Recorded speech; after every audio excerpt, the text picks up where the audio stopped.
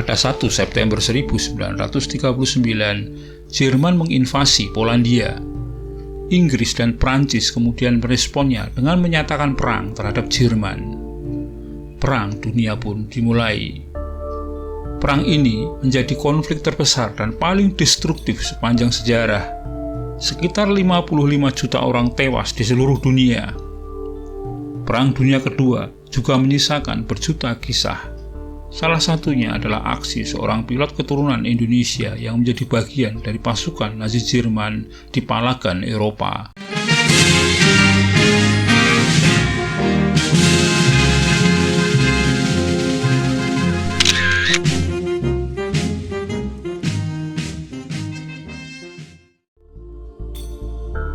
Namun sebelum dilanjutkan video ini, mohon bantuannya untuk mengklik tombol subscribe di bawah ini bagi Anda yang belum berlangganan channel ini, guna bersama-sama membangun channel ini dan agar Anda tidak ketinggalan update terbaru dari channel ini.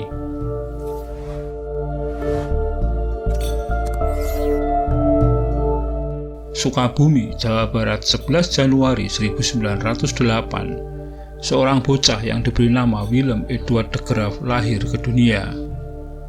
Willem lahir dari pasangan Gustav Willem de Graaf dan Elisabeth Christina.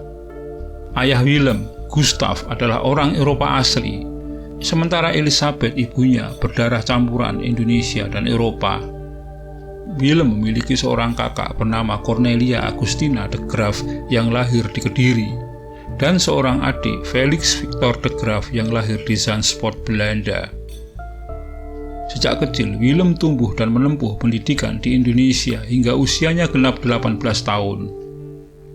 Di tahun 1926, ia bergabung dengan maskapai komersial milik Belanda, Koninklijke Luchtvaartmaatschappij atau KLM, sebagai insinyur aeronautika. Mulai tahun 1930 hingga 1933, ia kemudian ditugaskan di Departemen Penerbangan Angkatan Darat Belanda. Willem lantas menikahi seorang perempuan yang lebih tua 8 tahun dari umurnya yang bernama Rijke Regina Meijer de Seyss Utrecht pada tahun 1932. Setahun setelah pernikahannya, Willem mulai bertugas di KLM sebagai kopilot untuk rute penerbangan Eropa-Asia, termasuk jalur Amsterdam-Batavia. Di KLM, Willem harus menghadapi perlakuan diskriminatif yang diterima dari rekan satu profesinya. Perlakuan diskriminatif itu Willem dapatkan karena wajah dan postur tubuhnya yang mirip orang pribumi Hindia Belanda. Perlakuan rasis itu ia dapatkan melalui ucapan-ucapan diskriminasi di pekerjaan, baik berupa perbedaan gaji dan tunjangan hingga ditolak di perkumpulan-perkumpulan orang Belanda. Yang jelas, Willem harus hidup dengan dipandang sebelah mata justru dari bangsa tempat ayahnya berasal karena darah ibunya. Tentu saja Willem sakit hati atas perlakuan yang ia terima. Sebagai bentuk balas dendam, Willem bergabung dengan Gerakan Nasional Sosialis atau Nasional Sosialisme Beweging yang disingkat NSB. NSB adalah sebuah organisasi atau partai politik Belanda yang berdiri pada tahun 1931 dan dipimpin oleh seorang nasionalis radikal bernama Anton Muset. NSB berhaluan kanan dan berideologi nasisme, fasisme, dan ultranasionalisme. Itulah mengapa kala pasukan Jerman menginvasi dan menguasai Belanda di tahun 1940, Willem tanpa pikir panjang justru bergabung menjadi simpatisan Partai Nasional Sosialismus atau Partai Nasional Sosialisme yang lebih kita kenal sebagai Nazi. Willem lantas mendaftarkan diri sebagai pilot sukarelawan di Luftwaffe atau Angkatan Udara Jerman. Ia lantas bertugas sebagai pilot pengantar pesawat dari pabrik pesawat di Leipzig ke tempat pendistribusian di lapangan terbang Berlin-Rangdorf. Di tahun 1943, Willem dipindahkan ke Versuchverband OBDL, sebuah unit elit yang biasa melakukan misi pengintaian rahasia dan menerjunkan agen-agen komando Jerman di garis belakang musuh. Di kesatuan elit ini, Willem membuktikan dirinya sebagai pilot yang handal dan tangguh. Willem sempat terpaksa berhenti bertugas beberapa bulan kala pesawat pembom jenis Letov B-71 buatan Cekoslovakia mengalami kecelakaan di semenanjung Crimea Utara. Dalam kecelakaan itu ia mengalami luka parah di kakinya.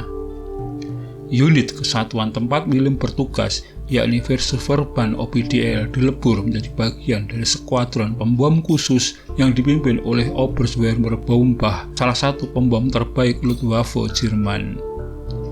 Tugas unit ini adalah menerjunkan para agen rahasia terlatih Jerman ke garis belakang pertahanan musuh. Unit ini merekrut 100 awak pesawat yang berpengalaman yang dilengkapi dengan 60 pesawat tempur. Unit inilah yang berhasil menerjunkan 400 agen Jerman ke Inggris, Irlandia Utara, Perancis, Italia, dan Yunani. Tak seperti pasukan elit lainnya, semua pilot unit ini tak semuanya orang asli Jerman. Mereka berasal dari wilayah lainnya seperti Polandia, Cekoslovakia, Belgia, bahkan Hindia Belanda seperti halnya Willem Eduard de Graaf. Ia dan rekan seperjuangannya melakukan banyak misi-misi rahasia dan berbahaya. Yang jelas unit ini sangat merepotkan barisan pasukan sekutu. Setelah Jerman kalah dan menyerah kepada pasukan sekutu pada bulan Mei 1945, Willem sempat bersembunyi selama berbulan-bulan di Jerman. Di sisi lain, anggota unit penerbang elit tempat Willem bertugas banyak yang beralih profesi menjadi pilot pesawat komersial. Misalnya Heinrich Schmidt, mantan pilot Luftwaffe 88, menjadi pilot komersial, lalu ia bermigrasi ke Amerika Selatan dan menghilang selamanya. Memang banyak mantan petinggi atau anggota pasukan elit Jerman yang kemudian memilih lari dari negaranya karena diburu dinas rahasia pasukan sekutu dengan tuduhan kejahatan perang. Konon, sebagian besar dari mereka lari ke negara-negara di Amerika Selatan, termasuk Willem de Graaf. Willem memang masuk deretan daftar orang paling dicari oleh para agen intelijen tentara di bawah naungan Office of Strategic Service atau OSS, Dinas Rahasia Amerika Serikat selama Perang Dunia Kedua. Bahkan hingga OSS berubah wujud menjadi Central Intelligence Agency atau CIA, jejak pelarian ex-tentara Nazi tak banyak ditemukan jejaknya di Amerika Selatan, termasuk diantaranya Willem de Graaf. Mereka seperti hilang ditelan angin. Ada yang menduga sulitnya CIA melacak keberadaan Willem karena selain Amerika Selatan, Willem bisa saja lari dan sembunyi di Sukabumi, tanah tempat kelahirannya. Demikian sekilas tentang aksi Willem Eduard de Graaf, seorang pilot Luftwaffe atau Angkatan Udara Jerman yang mempunyai darah Indonesia dalam Perang Dunia Kedua. Terima kasih telah menyaksikan video ini hingga selesai, semoga bermanfaat. Dan sekali lagi, jika Anda berkenan silakan subscribe, like, komen, dan share untuk teman-teman Anda.